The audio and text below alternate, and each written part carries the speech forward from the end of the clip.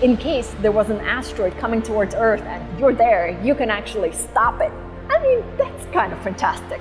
I'm Lena Adams, and I led the team that built the spacecraft to go and crash into an asteroid. Behind me, you see the spacecraft. Once the solar arrays are deployed, it's going to be the size of a school bus. As the solar array opens out, it's going to swing out in this direction. DART is the mission to go and hit an asteroid and see if we can change its trajectory just a little bit. But in space, just a little bit is just enough to make an asteroid actually miss us if an asteroid was actually coming towards us.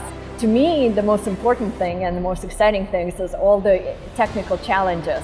My job was primarily to make sure all the systems on the spacecraft work together. On top, you see the next sea thruster. Over here is our star tracker, and then over here is our high gain antenna. My job is to make sure we hit.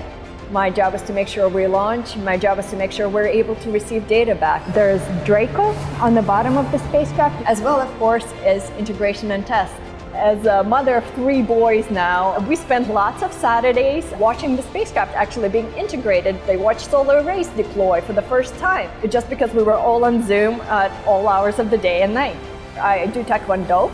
I'm working on my black belt, and hopefully I will get it right around the same time as the launch of DART, so it's also been a very long journey for me. Taekwondo kind of teaches you a lot of respect and a lot of patience for things. You just need to keep doing it and making it better and better. And it's the same with space missions. Go DART! Woo! The dinosaurs are made completely extinct by an asteroid impact so many years ago. Here we are, we can actually do something about it. I think this is just wonderful.